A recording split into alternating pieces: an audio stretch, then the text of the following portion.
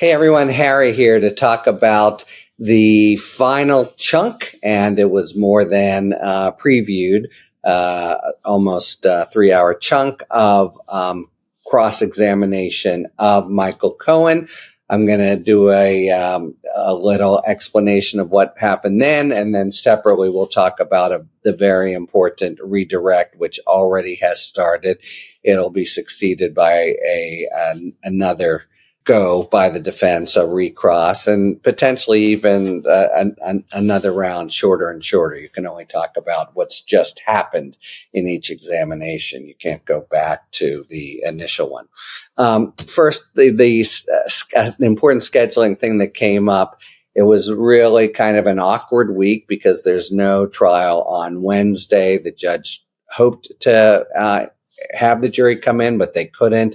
There's none on Friday. So basically, if there's anything that's left to happen after Cohen, that means summations can't occur Tuesday, tomorrow. And if they can't, the judge concluded you got to go for next week. So basically, we have what's looking like pretty much a close to dead week, except for the culmination of Cohen's testimony.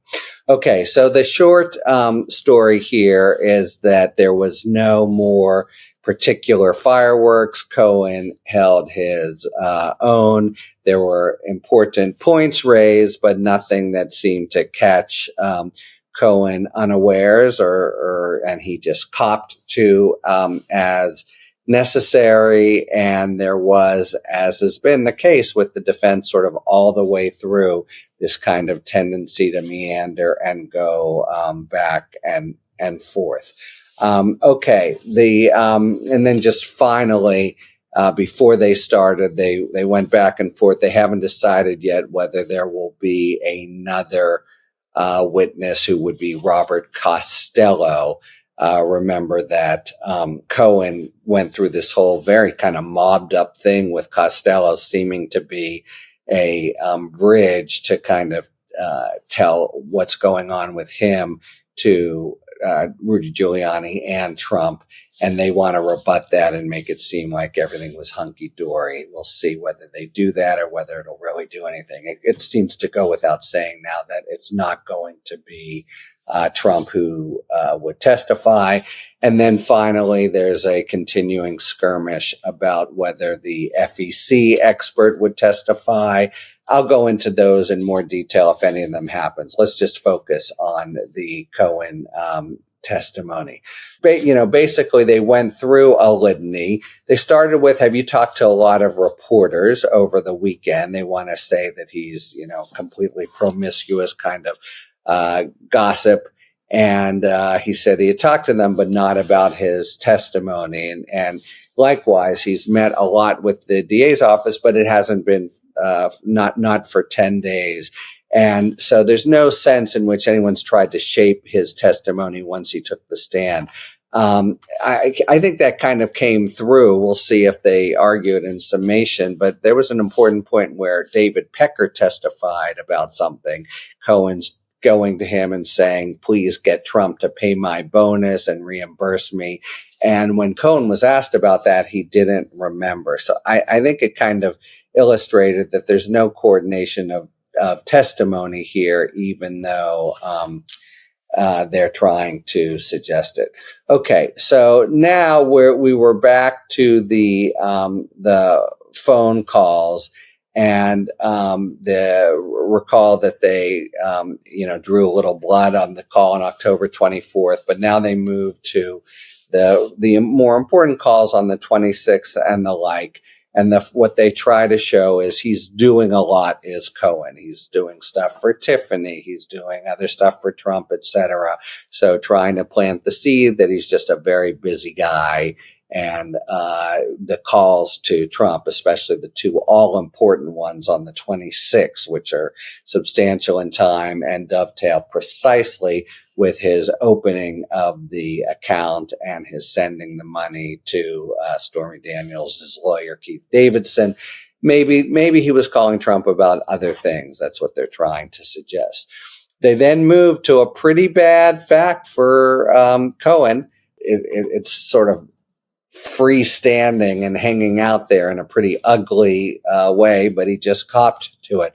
Recall, he wanted to be reimbursed both for the Stormy Daniels payment and for a $50,000 payment to a company called Red Finch for some kind of technology.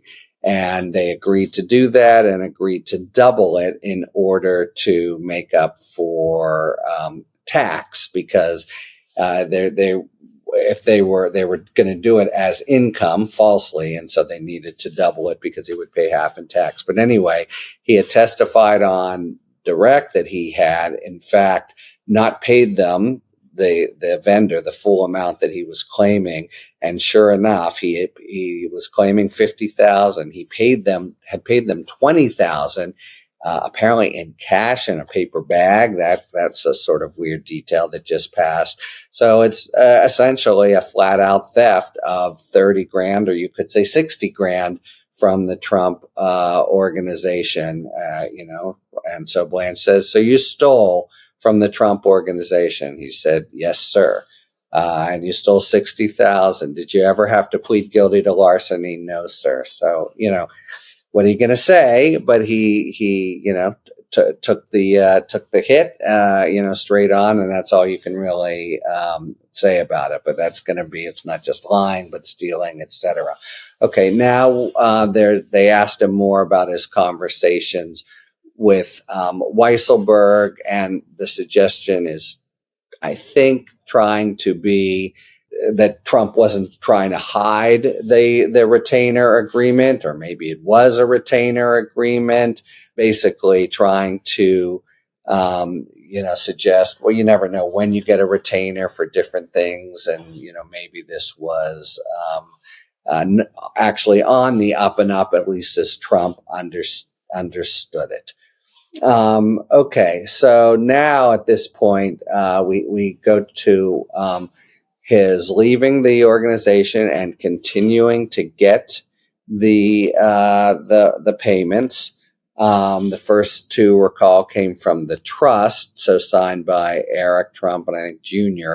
And then the others came from Trump. And what they elicit is that he didn't talk to Trump because he was told not to, early on in this period. But he did continue to get money. And Trump continued to sign the checks. Maybe this is for an argument in summation that, Trump was not, in fact, why would he do it if he's so penny pinching and he didn't have to? So, maybe there's some discrepancy with what he did.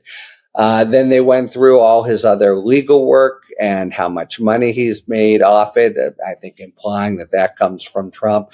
His non-legal work after he's disbarred, his podcasts turn out to give him several $1 million, over $4 million. After the legal possibilities dried up because he was disbarred. And just the various things that he did go through. And we're told, I am not in trial today, that at the very end, Trump was looking at him intently. They closed with saying, "You've got a financial interest in the outcome of the case, don't you?" And he says, yes, he does. Because, but he actually crossed them up. He said, if President Trump is convicted, that would benefit you financially. He said, no, actually, better off if he's not. Because if he continues to be at large, that's how I make money at all my various social media. So that was it. The strongest I would say is that he stole money from them, and that just gets added to the list. But he copped to it, and there was no moment where no kind of gotcha or semi-gotcha. And they're done, and now it goes to the prosecution. We'll talk about the redirect in another YouTube, but they come right at that difficult conversation from Cross on Friday and basically say it could have been both Trump talking to him about Stormy Daniels and talking to Keith Schiller about the 14-year-old kid. And yes, that's exactly right. It could have been both. And so, that's how they'll try to clear it up. Just say it was a mistake not including the Schiller stuff. Okay, so a not very eventful end to several days of cross, though they'll have another shot at recross, but next we'll be talking about the redirect. Talk to you later. Thanks for tuning in. If you enjoyed this video and other Talking Feds content, please take a second to like and subscribe. Talk to you later.